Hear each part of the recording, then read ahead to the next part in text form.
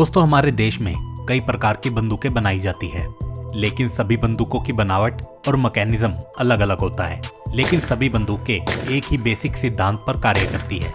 जैसे fully automatic बंदूकें एक बार दबाने पर कई राउंड फायर करती है, ऐसे ही सेमी ऑटोमेटिक बंदूकें एक बार ट्रिगर दबाने पर एक ही राउंड फायर करती है। दोस्तों, आपने मूवीज या गेम्स में देखा होगा कि फायरिंग करने से पहले कैरेक्टर ऐसा कुछ करता है। इसे कोकिंग कहते हैं और इस कोकिंग की वजह से लोडिंग अपने आप हो जाती है। आइए देखते हैं कैसे। Face 1 coking. हम सभी जानते हैं कि इस ट्रिगर को दबाने से फायरिंग हो जाती है, लेकिन इस ट्रिगर को कभी भी डायरेक्टली दबाया नहीं जाता। ये स्लाइड है। सबसे पहले एक हाथ से इस स्लाइड को पीछे खींचा जाता है। सिर्फ इस स्लाइड को खींचने से गन के अंदर टोटल 5 एक्शन होते हैं। सबसे पहला ये कि जो रिकॉइल स्प्रिंग रेस्ट पोजीशन में थी, दबाव से उस पर टेंशन क्रिएट हो जाता है और वो पूरी कोशिश करती है कि वापस अपनी रेस्ट पोजीशन में आए। दूसरा ये कि इन प्रोजेक्शन की वजह से स्लाइड पीछे खींचते वक्त अपने साथ इस गन बैरल को, यानी वो नली जिसमें से बुलेट निकलती है, उसे भी पीछे ले जाता है। तीसरा ये कि मैगजीन को गन में डालते ही जो कार्ट्रिज स्लाइड की वजह से थोड़ा प्रेस हो गया था, वो स्लाइड के हटते ही अपने इनिशियल पोजीशन पर आ जाता है। और तीसरे एक्शन को आप ऐसे समझ सकते हो कि ये एक मैगजीन कवर है। इसके अंदर ये स्प्रिंग है और ये फॉलोवर। मैगजीन कुछ इस तरीके से डिजाइन होती है कि उसमें कार्ट्रिज स्लाइड होकर ही बाहर आ सकता है। इस स्प्रिंग का काम है कि फॉलोवर के ऊपर जितने भी कार्ट्रिज हो उनको टॉप पर ले जाना, कुछ इस तरह। अब होता ये है कि जब मैगजीन गन के बाहर है तो कार्ट्रिज सबसे टॉप लेवल पर होता है, और जब मैगजीन गन के अंदर डाली जाती है तो स्लाइड की वजह से सबसे ऊपर जो कार्ट्रिज है वो थोड़ा प्रेस हो जाता है। लेकिन जैसे ही स्लाइड पीछे जाता है तो स्प्रिंग फोर्स की वजह से सबसे ऊपर वाली कार्ट्रिज अपनी नॉर्मल पोजीशन में आ जाती है। चौथा ये कि स्लाइड के ऊपर बना हुआ प्रोजेक्शन पीछे जाते हुए इस डिस्कनेक्टर को नीचे की ओर धकेल देता है। पांचवा और सबसे इंपॉर्टेंट एक्शन, ये स्लाइड पीछे जाते वक्त इस हैमर को घुमा देता है। गन के इस पार्ट को हैमर स्ट्रट बोला जाता है और इस नीचे लगी स्प्रिंग को मेन स्प्रिंग। ये हैमर स्ट्रट ऊपर की ओर हैमर से जुड़ा होता है और नीचे की ओर मेन स्प्रिंग से। अब जैसे ही स्लाइड के दबाव में हैमर घूमता है तो इसके साथ ही हैमर स्ट्रट नीचे की ओर मूव करता है और नीचे की ओर मूव करते वक्त वो मेन स्प्रिंग को दबा देता है। इसकी वजह से जो मेन स्प्रिंग अभी तक रेस्ट पोजीशन में थी उस पर टेंशन अप्लाई हो जाता है। इस पूरी प्रोसेस को कोकिंग कहते हैं। Phase 2 loading. लोडिंग के लिए कुछ करना नहीं पड़ता, वो कोकिंग के साथ ऑटोमेटिकली हो जाती है। आइए देखते हैं कैसे। अब जैसे ही स्लाइड पे से हाथ हटेगा तो रिकॉइल स्प्रिंग जो स्लाइड की वजह से टेंशन में थी वो वापस से अपनी रेस्ट पोजीशन में आएगी और साथ में स्लाइड को भी अपनी इनिशियल पोजीशन में ले आएगी। खास बात ये है कि जब ये स्लाइड अपनी इनिशियल पोजीशन में आ रहा होगा तो कार्ट्रिज को बैरल में धकेलता हुआ आएगा। ऐसा करते वक्त कार्ट्रिज का पिछला हिस्सा स्लाइड के राइट साइड में लगे हुए एक्सट्रैक्टर में कुछ इस प्रकार लॉक हो जाता है। इस पूरे प्रोसेस को लोडिंग कहते हैं। लेकिन क्या आपने एक बात नोटिस की?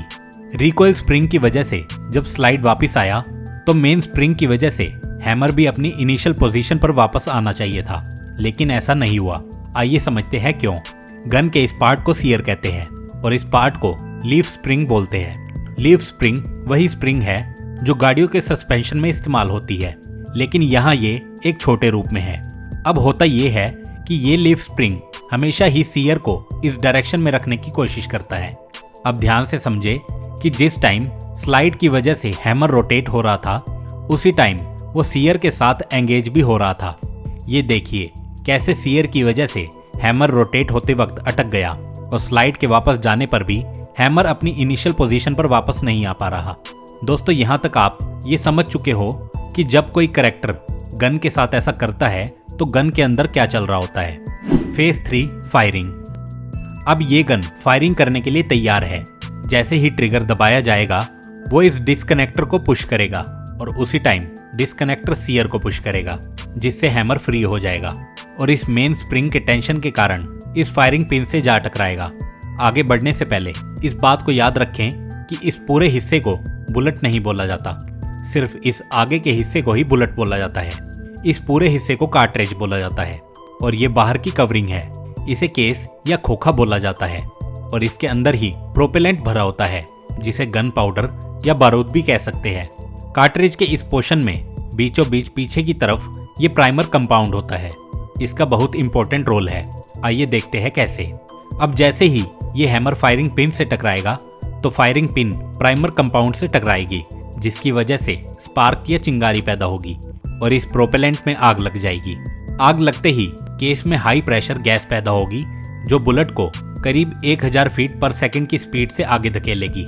जो बात कई लोगों को पता नहीं होगी वो ये है कि ये बुलेट बैरल से सीधी कभी बाहर नहीं आती।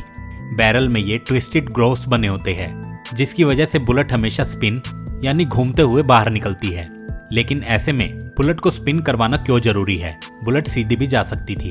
वो इसलिए क्योंकि घूमती हुई बुलेट में ज्यादा स्टेबिलिटी होगी और वो अपने टारगेट को उसके सही पोजीशन पर हिट करेगी।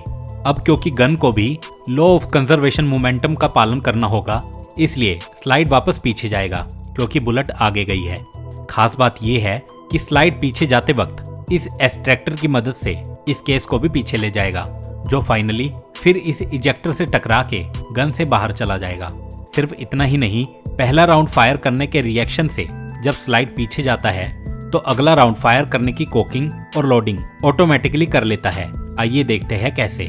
रिएक्शन की वजह से स्लाइड पीछे जाते वक्त फिर से डिस्कनेक्टर को नीचे की ओर धकेलेगा, फिर से हैमर को रोटेट करेगा और हैमर फिर से सीयर के साथ एंगेज होकर अटक जाएगा।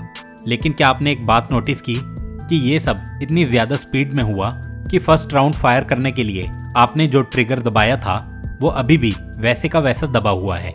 अभी तक आपको ट्रिगर छोड़ने का टाइम मिला ही नहीं।